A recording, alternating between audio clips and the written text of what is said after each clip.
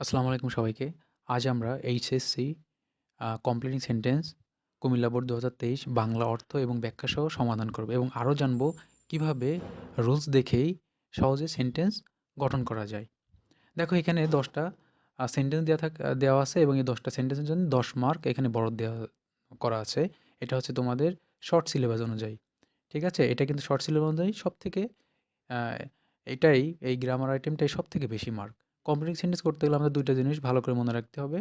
সেটা হচ্ছে যে আমাদের কিছু রুলস জানতে হবে এবং রুলস অনুযায়ী আমাদের যুক্তিসঙ্গত সেন্টেন্স আমাদের তৈরি করতে হবে। ঠিক আছে? এটার উপরে একটা ভিডিও ডেসক্রিপশন বক্সে দেওয়া আছে।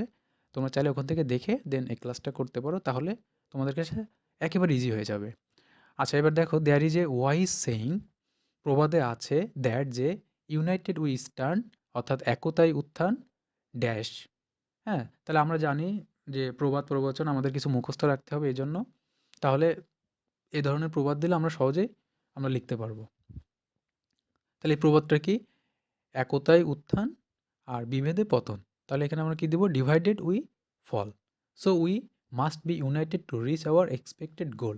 সুতরাং আমাদেরকে অবশ্যই একতাবদ্ধ থাকতে হবে আমাদের কাঙ্ক্ষিত লক্ষ্যে পৌঁছাতে গেলে। ঠিক আছে? তাহলে এখানে দেবো আমরা ডিভাইডেড উই ফল। এবার বি নম্বরটা দেখো ইন্ডাস্ট্রি ইজ দ্য কি টু সাকসেস। এটা কিন্তু প্রবাদ প্রবচন। এটা মুখস্থ রাখতে হবে।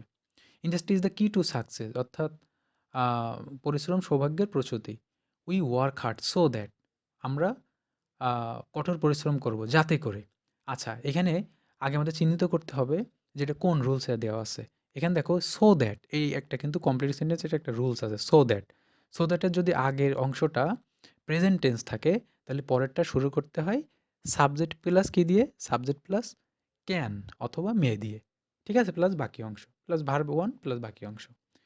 ঠিক আছে? তাহলে আমাদের এখানে করতে হবে subject plus V, subject plus can অথবা মে প্লাস ভি1 প্লাস বাকি অংশ। তাহলে আমরা এখানে এবার সেন্টেন্স গঠন করতে পারি কি দিয়ে? উই ওয়ার্ক হার্ড আমরা কঠোর পরিশ্রম করি সো দ্যাট যাতে করে উই ক্যান সাকসিড। যাতে করে আমরা কি করতে পারি? উন্নতি লাভ করতে পারি। We can succeed we subject can এটা হচ্ছে যে এই যেহেতু সো দ্যাট এর আগে কি আছে? প্রেজেন্ট ফর্ম আছে। আর ক্যান এর পরে ভার্বের কি হয়? সবসময় বেস ফর্মই হয়। ঠিক আছে? তাহলে উই ক্যান সাকসিড। আর যদি এই পাশে সো দ্যাট এর আগে যদি পাস্ট টেন্স থাকতো তাহলে কিন্তু এই পাশে হতো ক্যান নহে কুড হতো। ঠিক আছে? আচ্ছা এবার সি নম্বরটা দেখো my younger brother is very fond of me. আমার ছোট ভাই আমাকে খুবই পছন্দ করে। Whenever I go out যখনই আমি বাইরে যাই he wants to go with me. সে আমার সাথে যেতে চায়। এই যে হোয়েন এভার অথবা হোয়েন অথবা হোয়াইল এরকম জাতীয় যে সেন্টেন্সগুলো আছে বা বিকজ এর আগে যদি প্রেজেন্ট টেন্স থাকে আমরা পরেও তাহলে কি দেবো? প্রেজেন্ট টেন্স দেবো। ঠিক আছে? প্রেজেন্ট টেন্স দিয়ে আমরা সেন্টেন্স গঠন করে দিব। তাহলে যুক্তিসঙ্গত সেন্টেন্স হলেই সেন্টেন্সটা কারেক্ট হবে। তা whenever I go out যখনই আমি বাইরে যাই he wants to go with me সে আমার সাথে যেতে চায়। এই যে এখানে যেহেতু প্রেজেন্ট টেন্স আছে আমরাও এটাও কি করলাম? প্রেজেন্ট টেন্স দিয়ে করলাম।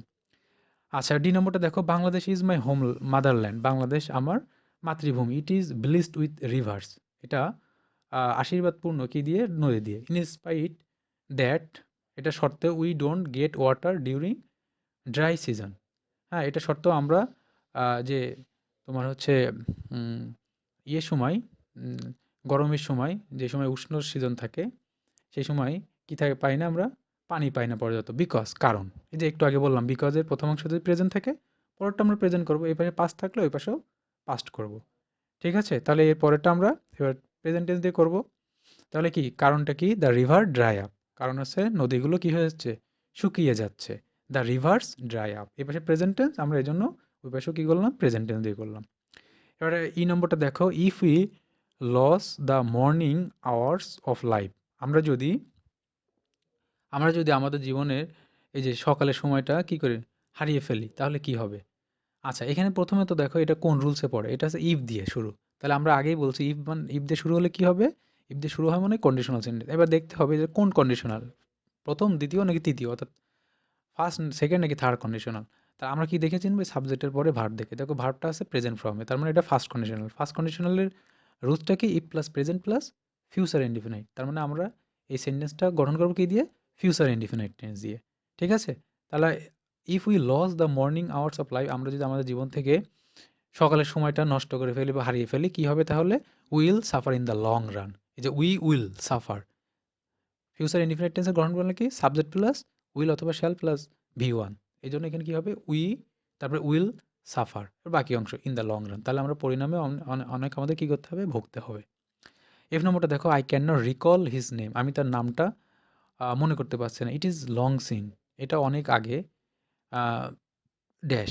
এরপরে কী হবে তাহলে এই যে সিন্সের রুলসটা হচ্ছে সিন্সের প্রথম অংশ যদি প্রেজেন্ট টেন্স থাকে তাহলে পরেরটা হবে পাস্ট ইনডিফিনিট, আর প্রথম অংশটা পাস্ট ইনডিফিনিট থাকলে পরেরটা হবে পাস্ট পারফেক্ট। তার মানে আমাদের এখানটা সেন্টেন্স গঠন করতে হবে, সেটা অবশ্যই হবে কি দিয়ে পাস্ট ইনডিফিনিট টেন্স দিয়ে। ইট ইজ লং সিন্স অর্থাৎ অনেক দিন হয়ে গেছে, কি হয়ে গেছে আই স হিম, আমি তাকে দেখেছি, অনেক দিন হয়ে গেছে আমি তাকে দেখেছি।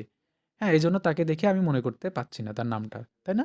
ইট ইজ এ লং সিন্স, এবারে past indefinite tense I saw him, I এটা সাবজেক্ট, আর হচ্ছে সটা কি ভি টু প্লাস বাকি অংশ, ঠিক আছে? এবার দেখো the poem is too difficult, অর্থাৎ কবিতাটা খুবই কঠিন। কি কঠিন? কার জন্য কঠিন?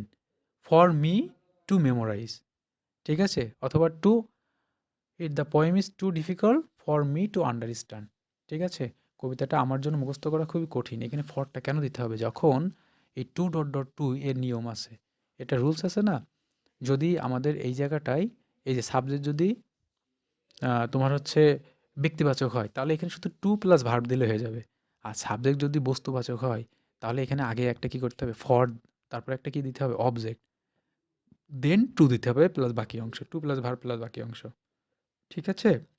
এই জন্য এই দি পোয়েম এটা কি, এটা হচ্ছে বস্তুবাচক, যার কারণে এখানে আগে একটা কি দিতে হবে ফর দিতে হবে, তারপর অবজেক্ট দিতে হবে। The poem is too difficult, কবিতাটা খুবই কঠিন কিসের, কার জন্য? ফর মি আমার জন্য, টু মেমোরাইজ, ঠিক আছে? অথবা টু আন্ডারস্ট্যান্ড, ঠিক আছে? আন্ডারস্ট্যান্ড দিতে পারো, মেমোরাইজ দিতে পারো। যে কবিতাটা এতই কঠিন আমার জন্য কি করা, মুখস্থ রাখা অথবা বোঝা। The teacher told us to listen to him very carefully, শিক্ষক এই জন্য আমাদেরকে বলেছিলেন কি করতে, মনোযোগ সহকারে শুনতে, ঠিক আছে? তাহলে পোয়েমটা যেহেতু এটা হচ্ছে আহ, এটা হচ্ছে তোমার বস্তুবাচক, এই জন্য এখানে একটা কি দিতে হবে ফর মি, এটা অতিরিক্ত দিতে হবে, অথবা মির জায়গায় আসও দিতে পারো, সমস্যা নাই। That poem is too difficult for us to understand, এই জন্য স্যার আমাদেরকে বললো এটা ভালো করে শুনতে, ঠিক আছে? আর যদি এটা ব্যক্তিবাচক হতো যেমন আমরা বলতে পারি the man is too weak, এরপরে কিন্তু টু ওয়াক দিয়ে দিই, যে মানুষটা এতই দুর্বল যে হাঁটতে পারে না। কিন্তু এখানে যেহেতু সাবজেক্টটা ছিল বস্তুবাচক, এজন্য এখানে অবশ্যই বস্তুবাচক হলে একটা কি আনতে হবে ফর আনতে হবে, তারপর একটা অবজেক্ট দিতে হবে, দেন টু প্লাস ভার্ব, ঠিক আছে? এই যে টু ডট ডট টু এই রুলসটা ভালো করে মনে রাখতে হবে। রেস নম্বরটা দেখো my childhood was full of joys and happiness, আমার শৈশব ছিল আনন্দ এবং সুখে ভরপুর, ঠিক আছে? আচ্ছা উড দ্যাট, এই যে উড দ্যাটের নিয়মটা কি? উড দ্যাট হলে পরেরটা হবে পাস্ট ইনডিফিনাইট টেন্স, হ্যাঁ? পরেরটা হবে পাস্ট ইনডিফিনাইট টেন্স। তাহলে উড দ্যাট এরপরে পাস্ট ইনডিফিনাইট টেন্স অনুযায়ী আমাদের একটা সেন্টেন্স নিতে হবে, তাহলে দেবো আই ওয়ার চাইল্ড, ঠিক আছে? Would that I were a child again, যদি আমি আবার কি শিশু হতে পারতাম। আচ্ছা এখানে আমরা উড দ্যাটের পরে আমরা আই ওয়ার এ চাইল্ড না দিয়ে আমরা তো পোয়েটও দিতে পারতাম, অথবা কিং দিতে পারতাম, অথবা বার্ড দিতে পারতাম, কিন্তু এগুলো দেওয়া যাবে না। কারণ কি বলতো? এগুলো দেওয়া যাবে না, এই যে প্রথমে যেহেতু আমাদের একটা সেন্টেন্স দেওয়াই আছে মাই চাইল্ডহুড, অর্থাৎ চাইল্ডহুড সম্পর্কে দেওয়া আছে, ঠিক আছে? এই জন্য আমাদের ওই সম্পর্কিত বিষয় নিয়ে কিন্তু এখানে লিখতে হবে, অন্যথায় দিলে হবে না। প্রথমত আমাদের এখানে উড দ্যাটের এই রুলসটা প্রয়োগ করতে হবে, দেন এটা অনুযায়ী আমাদের একটা সেন্টেন্স গঠন করতে হবে। আচ্ছা এবার আই নম্বরটা দেখো we made the strange person, আমরা একটা অদ্ভুত একটা লোকের সাথে কি সাক্ষাৎ করেছিলাম। হোয়াইল, কখন সাক্ষাৎ করেছিলাম?